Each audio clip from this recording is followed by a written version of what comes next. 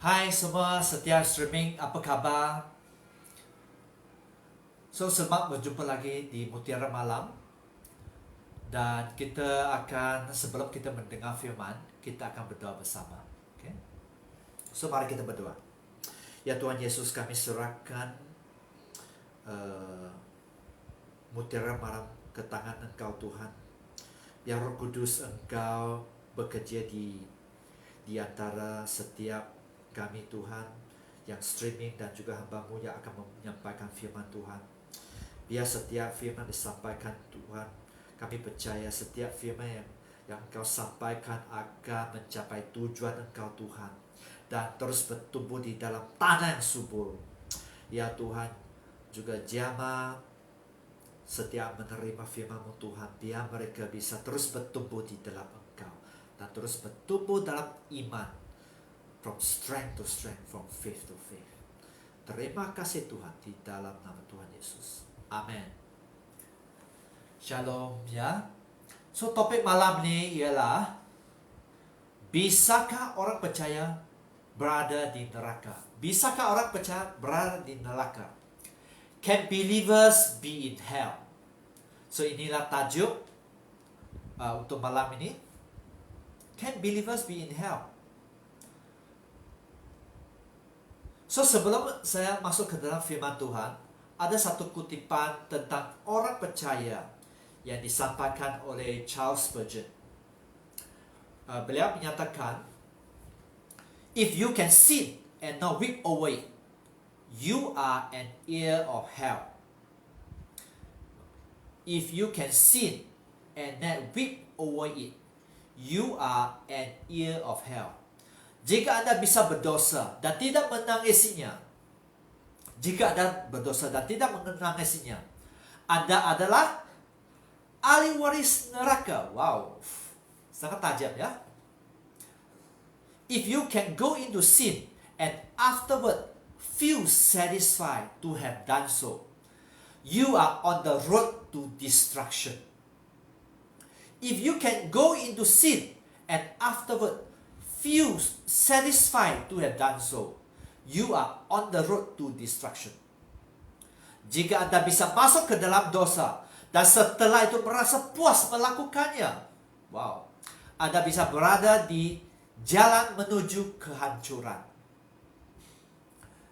If there are no prickings of conscience, no inward torments, no bleeding wounds, if you have no throb and heavings of a bosom that cannot rest, if your soul never feels filled with wormwood and gall, when you know you have done evil, you are no child of God.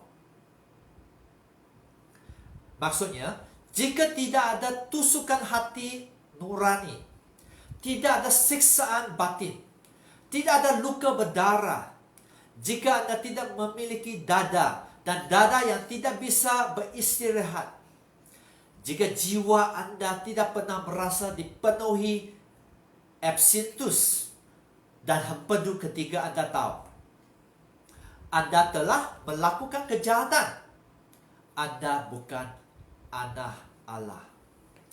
Saya ingat bahawa kutipan ini sangat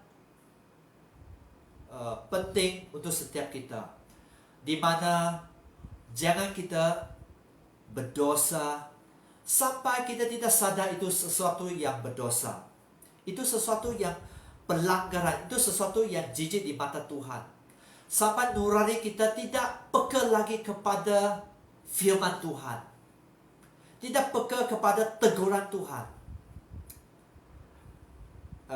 Pada ayat terakhir dia katakan, you are no child of God. Maksud, Anda bukanlah anak Allah. Biar itu menjadi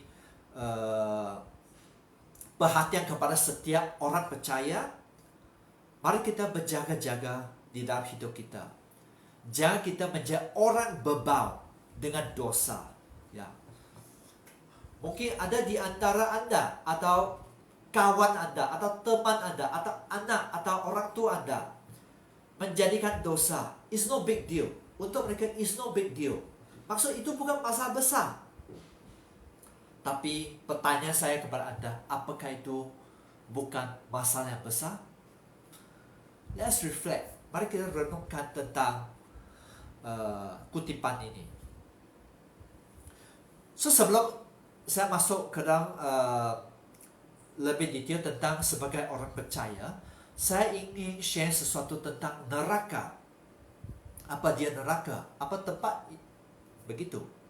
Ada dua firman yang saya mau sampaikan untuk malam ini, yaitu di Matius pasal 24, Matius 25 ayat 41 menyatakan, dan ia akan berkata kepada mereka yang di sebelah kirinya, yang ia itu raja, akan berkata kepada mereka, ya, maksud kepada orang-orang yang akan dihukum kerana ketidaktaatan mereka kepada Tuhan. So raja itu akan berkata kepada mereka yang berada di sebelah kiri itu, "Enyahlah dari hadapanku, hai kamu orang-orang terkutuk." Dia menyatakan, pergi dari situ. Sebagai raja dia katakan, get out from here. Pergi dari situ. Pergi dari hadapan saya. Undur dari hadapan saya. Dari hadapanku. Karena mereka itu memang tidak taat kepada raja itu. Hai. Dan seterusnya dia menyatakan, enyahlah dari hadapanku, ya. Hai, kamu orang-orang terkutuk ke dalam api yang kekal, yang telah sedia untuk iblis dan malaikat-malaikatnya. So di sini kita bisa lihat di mana neraka. Di sini dia menyatakan bahwa api yang kekal, maksud api yang tidak bisa terpadam, ya. Itu menunjukkan kepada neraka, di mana firman menyatakan api yang kekal, yaitu neraka, telah disediakan untuk siapa? Sudah sedia untuk iblis dan malaikat-malaikatnya. So, saya mau mengungkapkan kepada saudara-saudari bahawa Tuhan menciptakan neraka bukan untuk anda dan saya, bukan untuk kita sebagai manusia. God do not create hell for you and me. Karena Tuhan begitu mengasihi anda. Karena Tuhan begitu rindukan fellowship anda.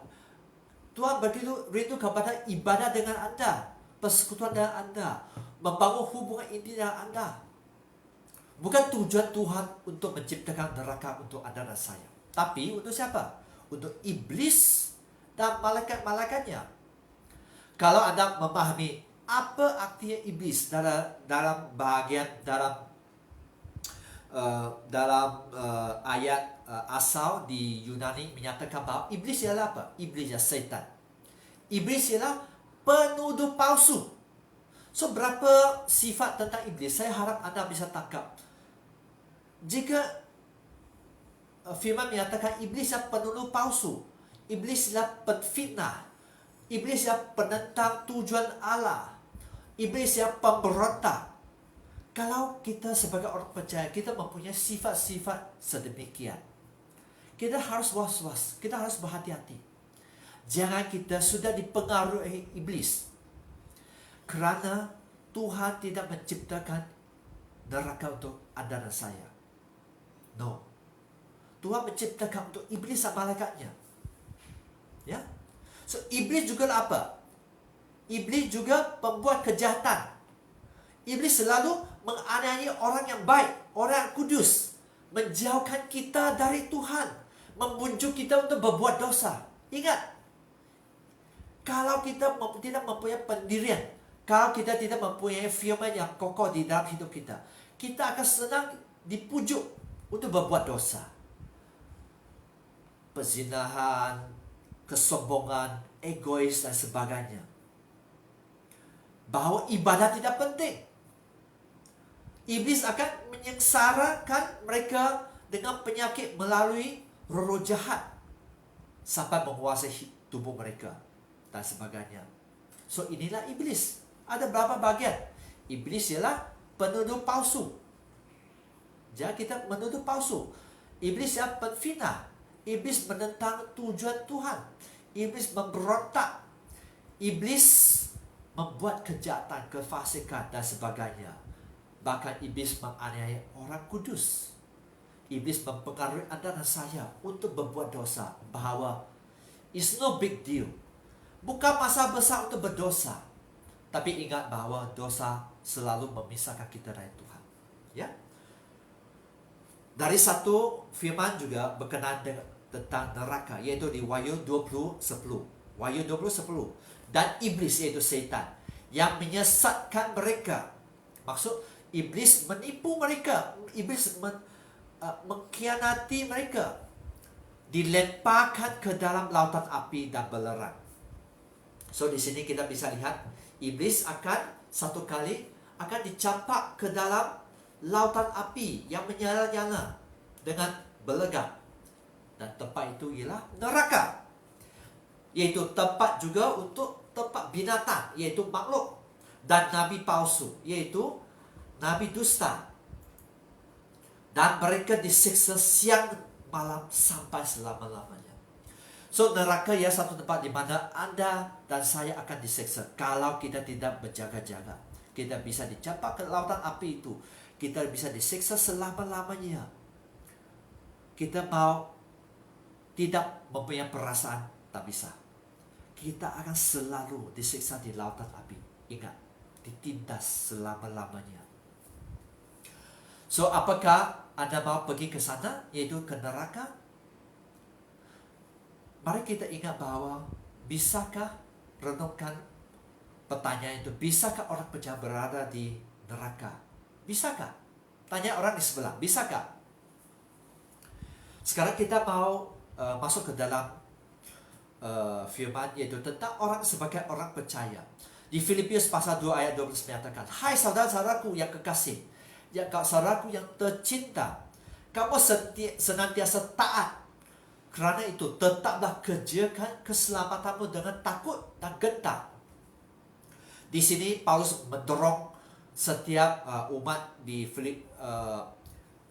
Filipius menyatakan supaya mereka senantiasa taat, selalu taat, mentaati firman, mentaati perintah Tuhan. Dan Paulus mengingatkan mereka untuk apa? Mempunyai ruh takut kepada Tuhan dan gentar. Dengan takut dan gentar, yaitu sebagai orang percaya di Filipi, mereka harus apa? Berusaha terus. Harus ada usaha supaya kesejahteraan bisa menjadi sempurna. Paulus mengingatkan mereka apa? Harus lakukan dengan hormat dan tunduk kepada Allah mereka. Mereka harus banyak berusaha. Bukan setakat berusaha, tapi harus banyak berusaha untuk menjaga kehidupan mereka dalam ketaatan kepada firman. Dan penuh hormat dan takut. Ya, supaya mereka tidak melakukan sesuatu yang tidak menyenangkan hati Tuhan. Mereka harus tetap pelihara keselamatan mereka dengan takut dan hormat kepada Tuhan. So, ini peringatan Paulus kepada jemaat-jemaat di Filipi. So, bagaimana Anda? Paulus menyatakan dengan begitu terang, senantiasa selalu. Bagaimana kita bisa selalu taat? Kita harus sangat mengusahakan, bukan setakat berusaha saja. Harus sangat-sangat berjaga-jaga. Harus sangat berusaha. Karena apa? Bukan saja waktu dia menyatakan, bukan saja seperti waktu aku masih hadir, tetapi terlebih juga sekarang waktu itu, sekarang aku tidak hadir. So, kita sebagai orang percaya ingat bahwa kita bukan hanya taat kepada Tuhan di mana maksud ada pastor berdekatan, ada atau pemerintah, ada bos, atau ada orang di sebelah Anda. Anda harus senantiasa menghidupi firman, ya. So, dan ayat 14 menyatakan, lakukan segala sesuatu dengan tidak bersungut-sungut. Tuhan mengingatkan mereka, jangan bersungut-sungut, jangan berbantah-bantah. Mengapa? Mengapa Paulus menyatakan begitu? Kerana Anda sebagai orang percaya, Anda sebagai anak-anak Allah yang tidak bercela di tengah angkatan yang bengkok hatinya dan yang sesat. Sehingga Anda dan saya bisa bercahaya di antara mereka seperti bintang-bintang di dunia. Ingat bahawa Anda sedang hidup di bumi ini, di antara banyak orang yang belum kenal Tuhan. Bahkan mereka yang fasik, bahkan mereka yang kompromi dengan kebenaran firman, bahkan mereka sangat jahat. Itulah sebab Anda sebagai orang percaya harus menjaga hidup Anda, supaya Anda menjadi anak Allah berterang di dalam kegelapan itu. Ayat 16 menyatakan, sambil berpegang pada firman kehidupan, agar aku dapat bermegah pada hari Kristus. Di mana Paulus mengingatkan jemaat di sana, mari Anda sampaikan, mari Anda memberikan ajaran tentang kehidupan, ajaran tentang kebenaran kepada orang di dunia ini. Bahwa aku tidak percuma berlomba dan tidak percuma bersusah payah. So, Anda sebagai orang percaya, ingat bahwa Anda sangat special. Anda sebagaikan terang di dalam kegelapan, di mana orang tidak tahu kebenaran. Anda bisa seandainya Anda senantiasa taat kepada kebenaran firman, Anda bisa memimpin orang yang belum percaya, orang yang hilang, kepada keselamatan. Ya, itulah sebab sangat penting saya sebagai orang percaya. Dan juga di Yakobus pasal 2 ayat 17 menyatakan, demikian juga hal tentang iman. Ya, jika iman itu tidak disertai perbuatan, wow, saya percaya jika Anda sebagai orang percaya, jika Anda pengikut Kristus, Anda Kristen kan? Sebenarnya Anda pengikut Kristus. Anda tahu bahwa iman harus dinyatakan. Ya, iman harus dinyatakan dengan perbuatan. Iman harus bisa dibuktikan. Itulah sebab bukan setakat Anda mengatakan bahwa saya beriman, saya orang percaya, tapi harus dibuktikan. Ya, Anda harus membuatkan kebaikan. Anda harus menghidupi kebenaran. Seterusnya menyatakan, maka iman itu pada hakikatnya adalah mati. Di sini dia menyatakan bahwa jika iman itu tidak disertai perbuatan, maka iman itu pada hakikatnya mati. Tidak ada gunanya kalau Anda menyatakan Anda beriman, tapi tidak ada tindakan. You say you love, but bagaimana Anda tunjukkan kasihmu kepada saudara, kepada yang lain? Anda akan bisa menyatakan, I love my church. Bagaimana Anda menyatakan kasih? Harus ada tindakan. Betul kan?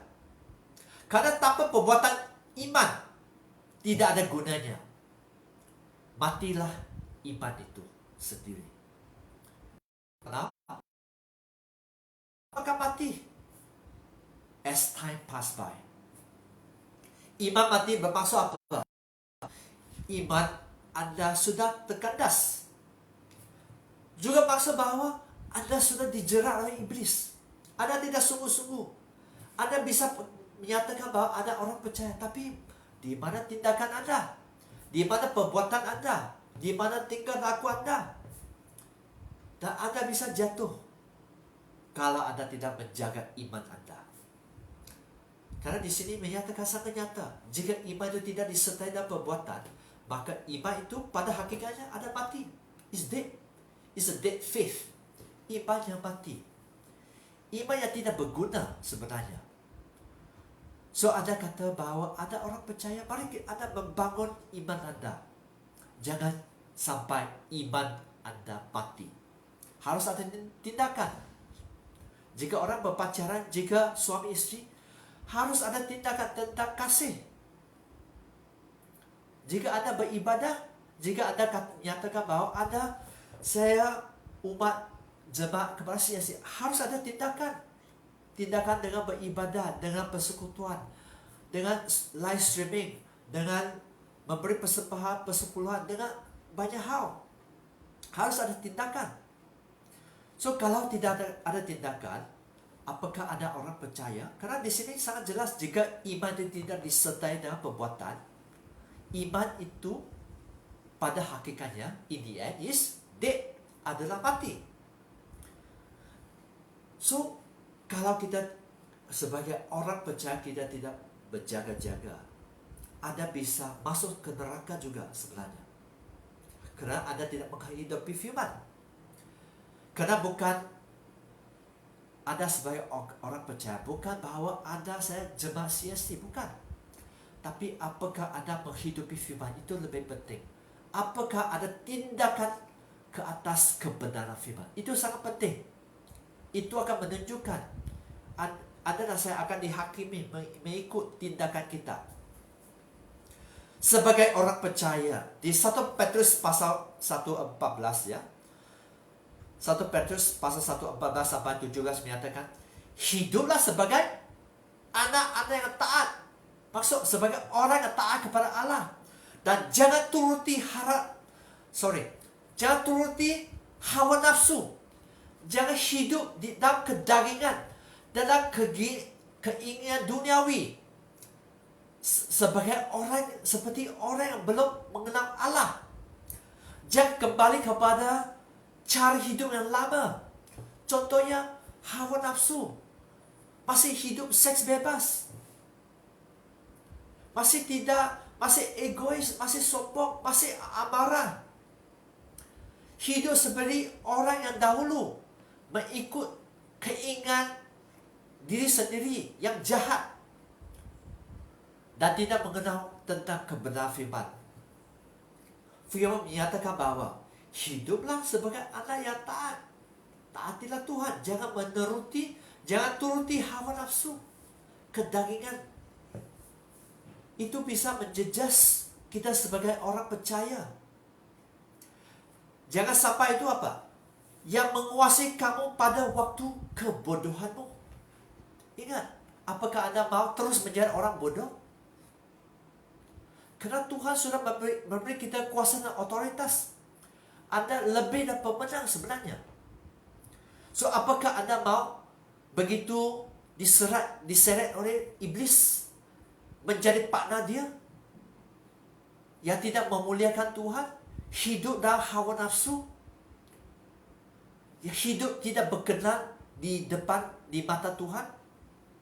Ayat 15 menyatakan, tetapi hendaklah kamu menjadi kudus. Ingat, sebagai orang percaya Anda harus menjadi orang kudus dalam seluruh hidupmu. Wow.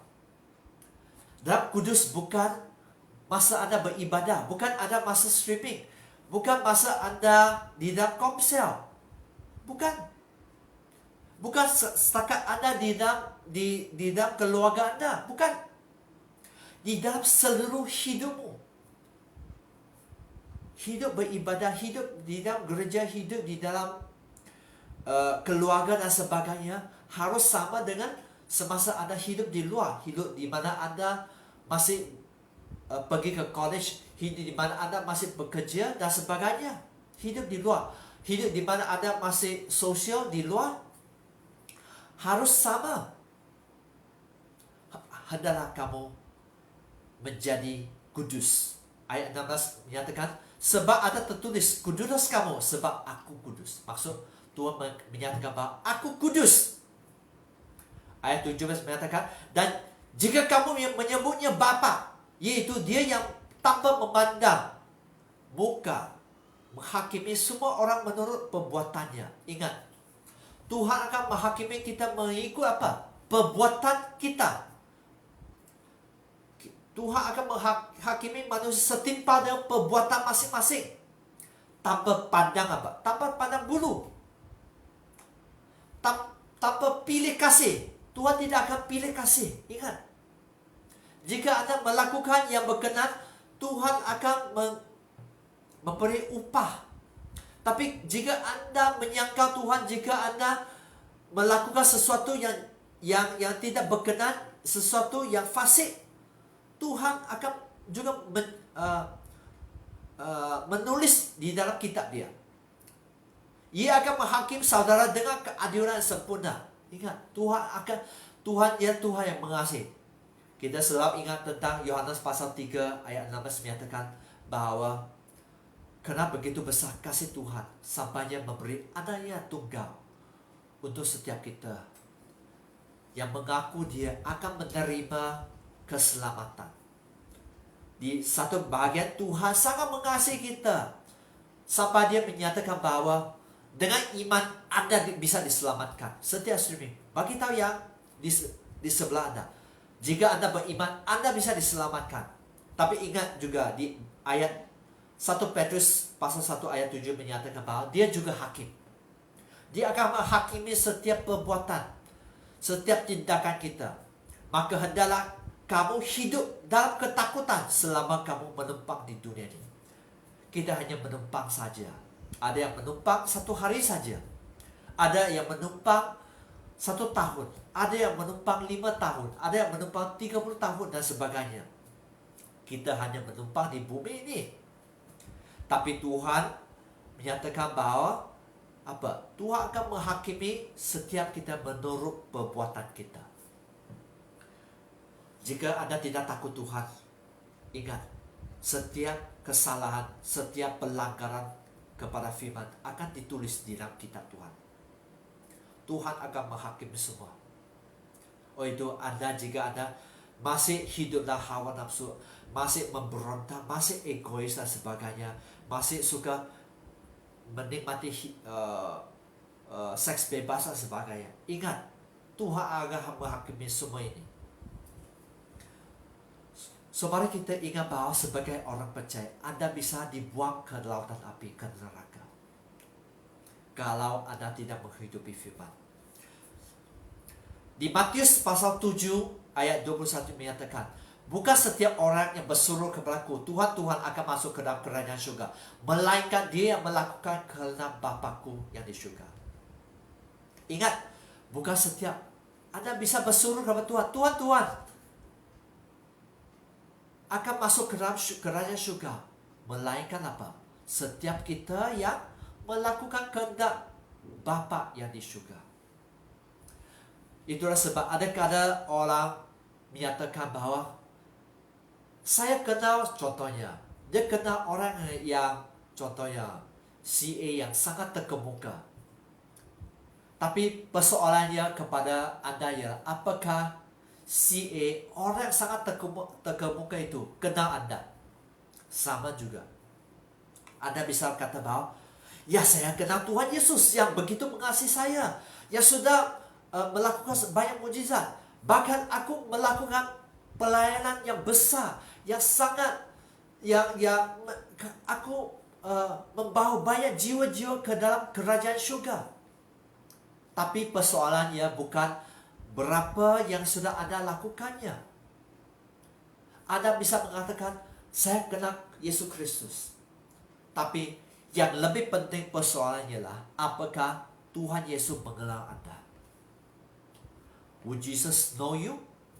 Would Jesus accept you? Because if you are not accepted by Jesus, you'll be landed in hell. Jika Anda tidak diterima oleh Tuhan, Anda akan dibuang ke lautan api. Anda akan dibuang ke neraka selama-lamanya. Anda bisa katakan, contohnya di ayat 20 menyatakan, pada hari terakhir banyak orang akan berseru kepadaku, Tuhan, Tuhan, bukankah kami bernubuat demi namamu? Wow. Dan mengusir setan demi namamu, dan mengadakan banyak mukjizat demi namamu. Ini orang-orang yang melakukan perkara yang besar untuk Tuhan. Dengan kuasa Tuhan dia melakukan banyak hal. Tapi mengapa mereka tidak diterima Tuhan? Pada waktu itu aku akan berterus terang kepada mereka. Tuhan akan sangat direct. Tuhan akan straightforward. Karena dia Tuhan yang adil. Dan berkata, aku tidak pernah mengenal kamu. Wow. Bukan sangat bahaya bahwa Tuhan menyatakan, aku tidak mengenal kamu. Enyalah daripadaku. Pergi daripadaku. Kamu sekalian pembuat kejahatan. So sangat penting. Mengapa? Kan di sininya menyatakan bahwa ayat 21 menyatakan bahwa Anda harus melakukan kehendak Bapa-Ku. Karena setiap kita dalam hidup kita sebagai orang percaya, ada rencana Tuhan. Apakah Anda melakukan kehendak Tuhan, kehendak Bapa?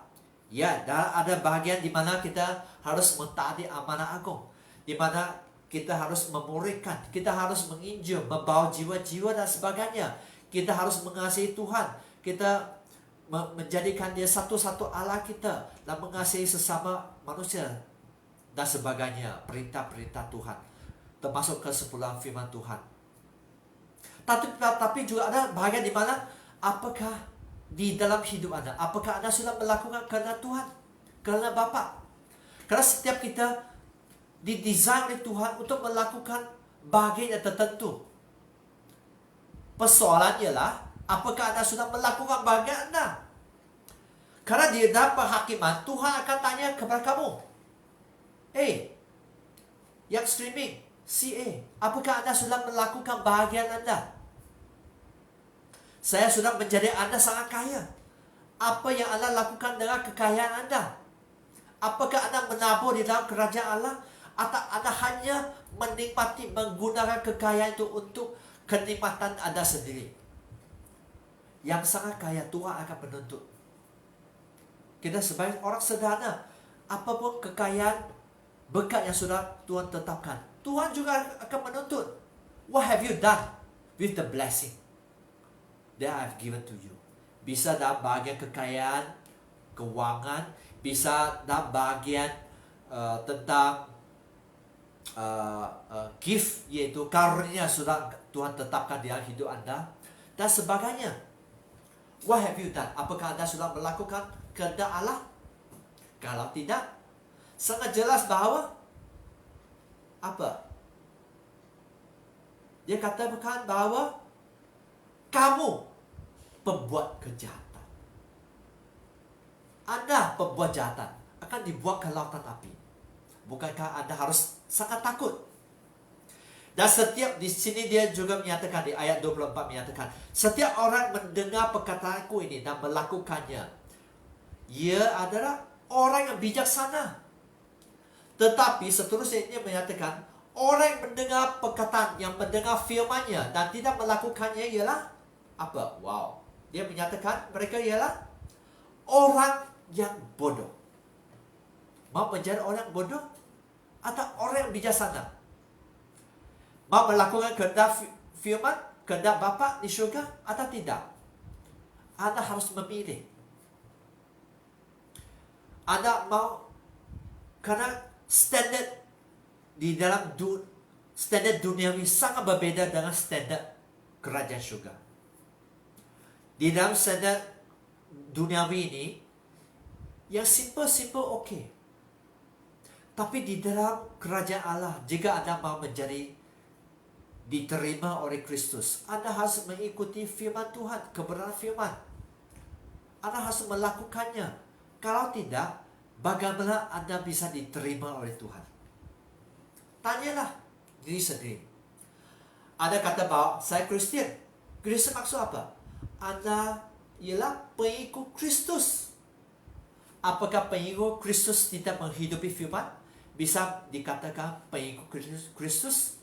Bisa dikatakan aku umat Tuhan, aku orang percaya. Bisakah? Pasti tidak. Dan di sini seterusnya orang percaya dan di dalam penghakiman, di mana kita akan dipisahkan di antara sebagai domba dan juga sebagai kambing. Itu bisa dilihat di Wahyu pasal 20 ayat 11 sampai 15. Wahyu pasal 20 ayat 11 sampai 15 menyatakan, lalu aku melihat suatu takhta putih yang besar, dan Dia, yaitu Tuhan Yesus, yang duduk di atasnya. Dari hadapannya lenyaplah bumi dan langit, dan tidak ditemukan lagi tempatnya. Tuhan Yesus akan duduk di atas takhta putih yang besar itu. Dan aku melihat orang-orang mati, setiap sudah meninggal, besar dan kecil, berdiri di depan takhta itu. Sama ada orang kaya atau miskin, sama Anda handsome atau jelek, Anda beautiful atau tidak, Anda gemuk atau kurus, setiap suku, setiap bangsa, kita akan harus berdiri di depan takhta Tuhan. Lalu ayat 12 menyatakan, lalu dibuka semua kitab. Semua kitab Tuhan akan dibuka. Dan dibuka juga sebuah kitab lain, yaitu kitab kehidupan. Ada kitab-kitab dan juga kitab kehidupan. Dan di sini mari dengar dengan was-was, berhati-hati. Dan orang-orang mati dihakimi menurut perbuatan mereka. Ya, Anda dan saya, kita akan dihakimi mengikut apa? Perbuatan. Bukan tentang kepercayaan saja. Bukan menyatakan bahwa saya orang percaya, tapi menurut perbuatan, mengikut tingkah laku kita, berdasarkan apa yang tertulis di dalam kitab-kitab itu. Maka laut menyerahkan orang-orang mati yang ada di dalamnya, dan maut dan kerajaan maut menyerahkan orang-orang mati yang ada di dalamnya, dan mereka dihakimi masing-masing menurut perbuatannya. Ya, so kita akan dihakimi menurut perbuatan kita. Ayat 14 menyatakan, lalu maut dan kerajaan maut itu dilemparkan, maksud dicampakkan ke dalam lautan api, yaitu di neraka. Itulah kematian kedua. Kematian kedua, yaitu lautan api dengan belerang dan sebagainya. Ayat 15 menyatakan, dan setiap orang yang tidak ditemukan namanya tertulis di dalam kitab kehidupan itu, ia dilemparkan ke dalam lautan api itu. Kalau nama Anda tidak tertulis di dalam kitab kehidupan, apa yang akan berlaku? Wahyu pasal 20 ayat 5 menyatakan, Anda akan dilemparkan ke dalam lautan api itu. So ingat, Anda sebagai orang percaya, Anda yang streaming, kalau Anda tidak sungguh-sungguh di dalam Tuhan, kalau nama Anda tidak tertulis di dalam kitab kehidupan, game over. Anda akan diseksa selama-lamanya di lautan api. No end, no day, no night. Dan neraka itu sangat nyata. Itulah sebab jangan cincai. Jangan mengatakan it's no big deal tentang dosa. It's not big deal tentang tidak taat kepada firman. Tuhan mau kita bertumbuh. Saya sangat percaya Tuhan mau kita bertumbuh.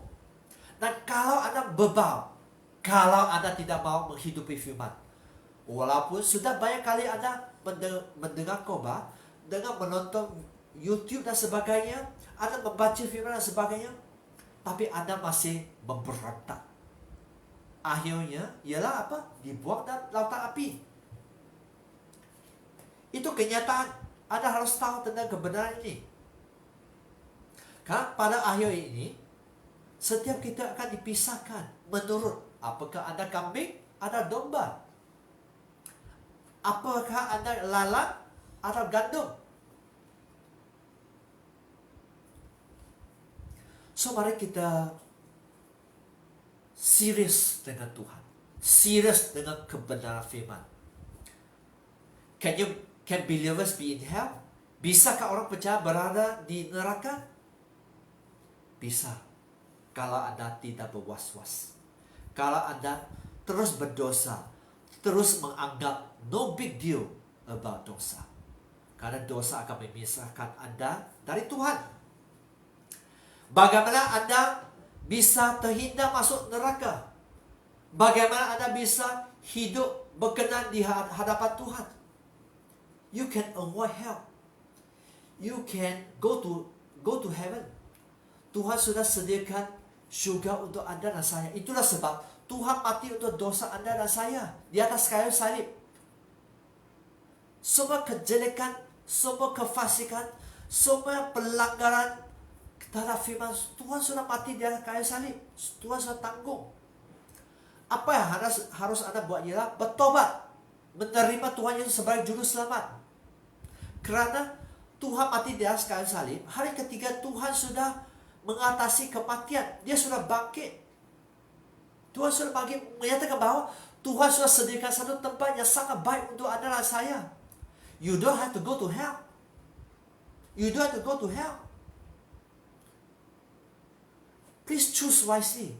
Mari kita memilih dengan bijaksana. Jangan seperti orang bodoh. Terus hidup dalam hawa nafsu. Terus hidup dalam kedagingan. Terus hidup dalam free sex.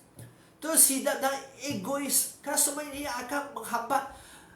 Terus hidup dalam bitterness, dalam kepahitan dan sebagainya. Terus hidup dalam kesombongan. Karena semua dosa akan memisah kita dari Tuhan. So, bagaimana Anda bisa terhindar dari masuk ke neraka? Anda sudah mendengar firman tadi. Anda bisa terhindar dengan apa? Senantiasa taat. Senantiasa taat kepada Tuhan. Tetap kerjakan keselamatan Anda dengan penuh hormat dan takut akan Tuhan. Harus ada usaha yang sungguh-sungguh. Harus sentiasa berusaha. Harus sungguh-sungguh. Harus fokus. Supaya yang streaming, mari kita hidup fokus, senantiasa taat, senantiasa taat. Jangan menjauhi dari Tuhan. Terus melekat kepada Tuhan, terus taat senantiasa. Maksud apa? Anda harus sangat-sangat berusaha. Berusaha dan sungguh-sungguh. Anda harus fokus. Tanpa fokus, Anda bisa senang menyimpang dari Tuhan. Anda akan satu ketika menganggap bahwa no big deal tentang dosa. Dosa is okay. So, yang pertama, Anda bisa terhindar dari masuk ke neraka dengan senantiasa taat. Senantiasa mempunyai roh takut Tuhan. Senantiasa fokus. Yang kedua, Anda harus terus berpegang kepada firman kehidupan. Firman yang penuh dengan janji-janji yang bisa memerdekakan Anda. Janji Tuhan, proteksi Tuhan. Anda menghidupi firman. Contohnya, Anda taat memberi persepuluhan. Kerana itu mempunyai apa? Itu mempunyai perlindungan ilahi kepada hidup Anda. Tapi kalau Anda tidak mentaati, Roh Kudus tak akan memaksa Anda. Apakah Anda berpegang kepada firman kehidupan atau tidak? Anda harus memilih. Apakah Anda mau pilih untuk terus memberontak kepada kebenaran firman? Anda kata bahwa Anda orang percaya. Anda Kristian. Tapi sebagai orang Kristian, bukankah Anda harus menghidupi firman Tuhan? Anda pengikut Kristus, bukankah Anda harus menjadikan firman Tuhan, yaitu Alkitab Anda? Wouldn't you have to love the Bible, the Word of God? Mari kita berpegang kepada kebenaran firman. Kerana itu akan menjaga Anda terhindar dari neraka. Ketiga, hanya iman saja tidak mencukupi. Anda harus berbuat baik untuk membuktikan bahwa Anda seorang yang beriman. Anda saudara beriman. Iman harus beserta dengan apa? Tindakan. Harus ada tindakan yang bisa membuktikan bahwa Anda betul-betul beriman. Ingat, kita sebagai orang percaya harus ada tindakan. Anda bisa klaim, Anda bisa menyatakan bahwa saya orang percaya, saya bisa mencintai Tuhan. Tapi manakah tindakan Anda? Hari ini jika Anda katakan bahwa saya jemaat CST, apakah tindakan Anda?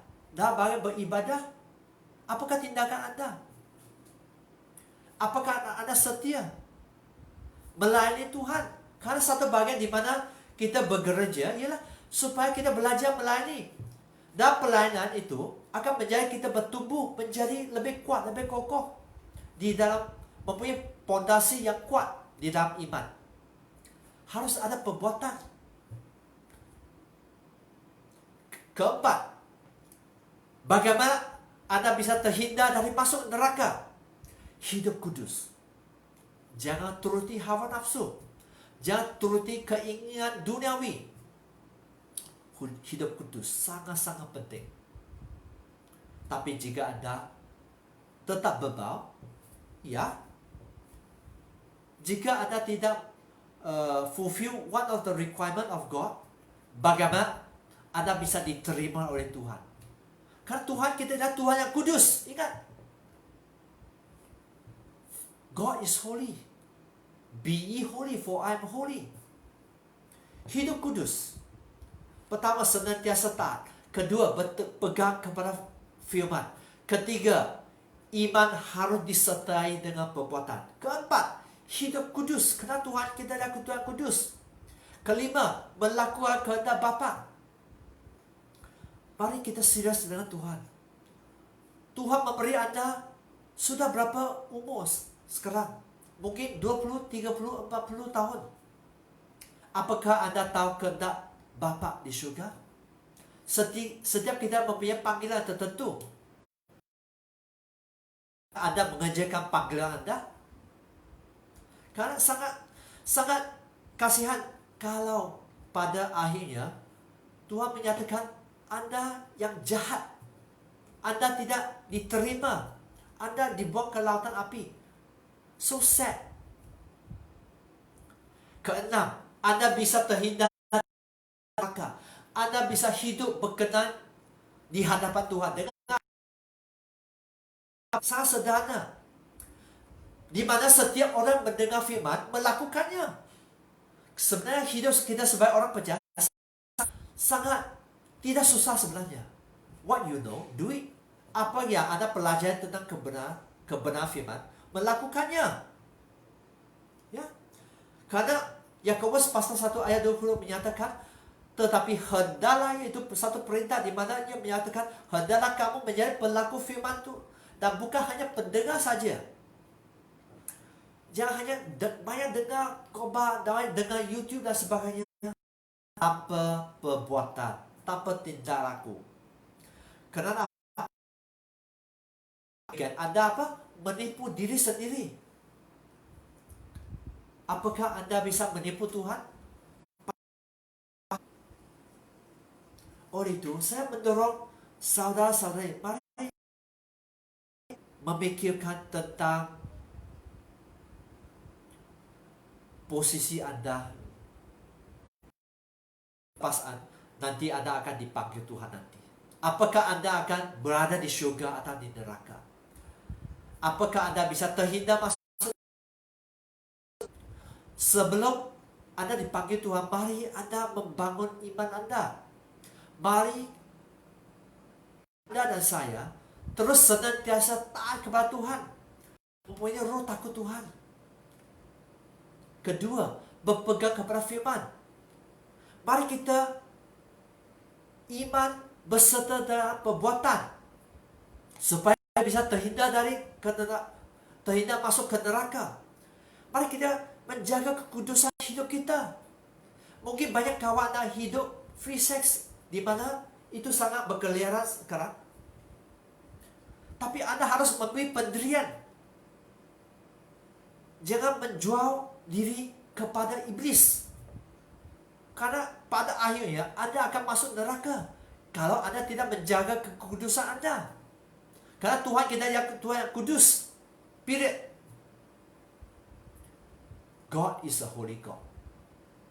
Jika Anda tidak kudus, apakah Anda bisa diterima Tuhan? Tanya diri sendiri. Selidik diri sendiri. Kelima, bagaimana Anda bisa terhindar dari masuk ke neraka? Dengan apa? Melakukan kehendak Bapa. Anda harus mula mencari Tuhan, mula memenuhi panggilan hidup Anda. Keenam, mari kita belajar untuk menjadi pelaku firman. Sebagai pelaku firman, Martin Luther menyatakan, God loves the doer of the word in faith and love. God loves the doer of the word in faith and in love.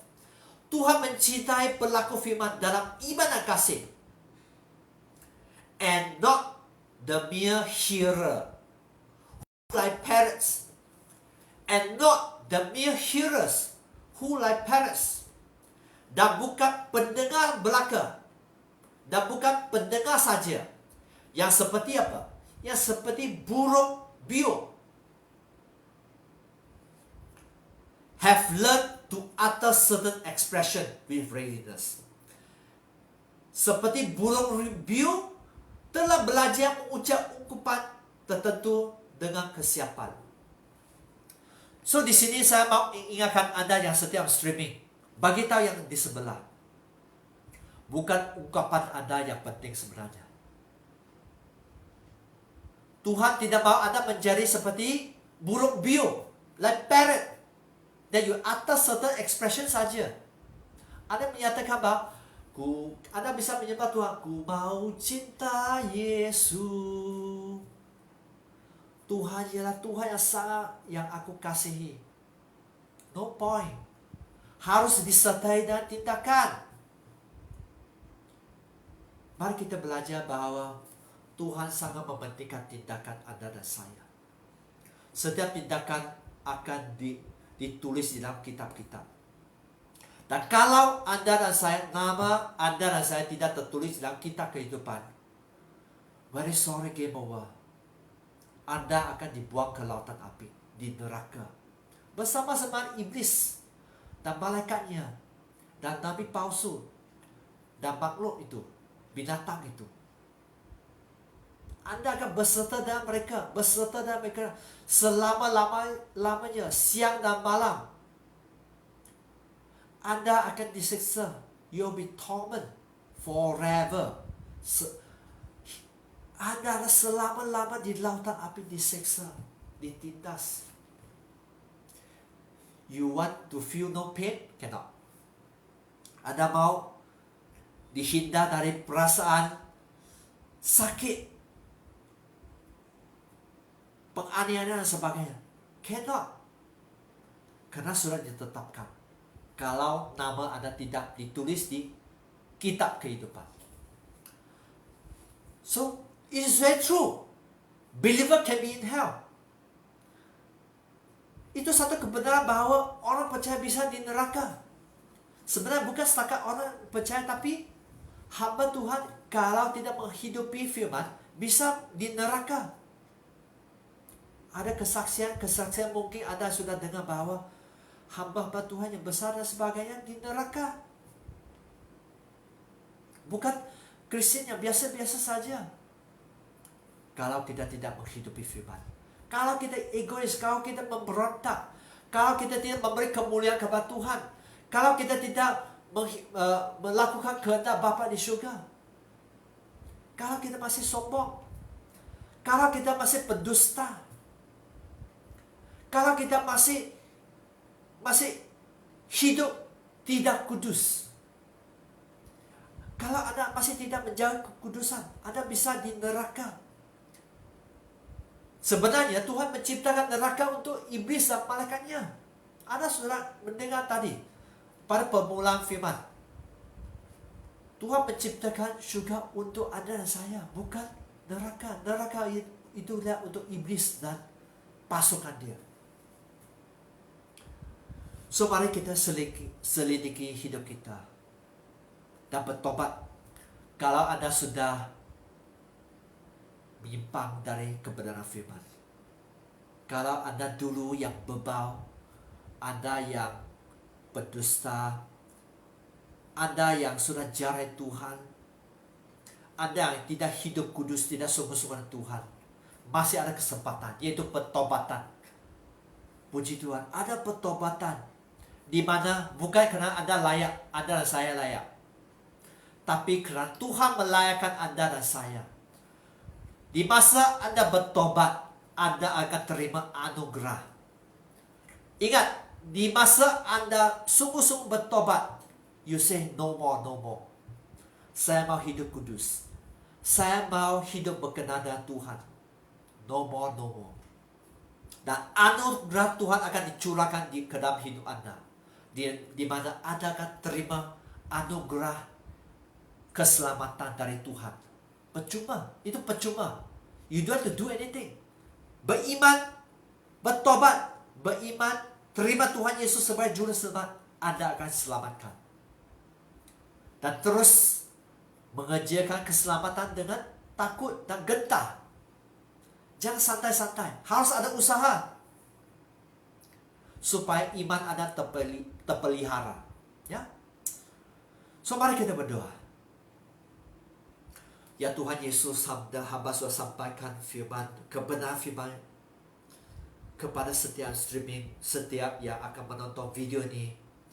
Biar mereka bisa menangkap tentang kebenaran firman, bahwa Anda menciptakan neraka untuk iblis dan pasukan dia. Bukan untuk kita sebagai orang percaya. Bukan kita sebagai manusia ciptaan Anda yang sangat special di mata Engkau. Ya Tuhan, jika ada di antara mereka yang bertobat, ya Tuhan, biar mereka mengikut kebenaran firman, bahwa mereka menerima anugerah dari Engkau, di mana mereka diselamatkan oleh Engkau. Ya Tuhan, ampuni segala pelanggaran, segala dosa, segala suap-suap di dalam hidup mereka. Biar ada anugerah besar di dalam hidup mereka, Tuhan. Curahkan amazing grace. Let your mercy and grace be poured out upon their life. Biar anugerah Tuhan, rahmat Tuhan dicurahkan ke atas hidup setiap mereka yang streaming. Biar mereka terima, karena anugerah itu ya cuma-cuma dari Engkau. Tidak usah mereka melakukan apa-apa, hanya dengan percaya dan terima, dengan bertobat dan menerima Engkau sebagai Tuhan dan Juru Selamat, mereka akan diselamatkan.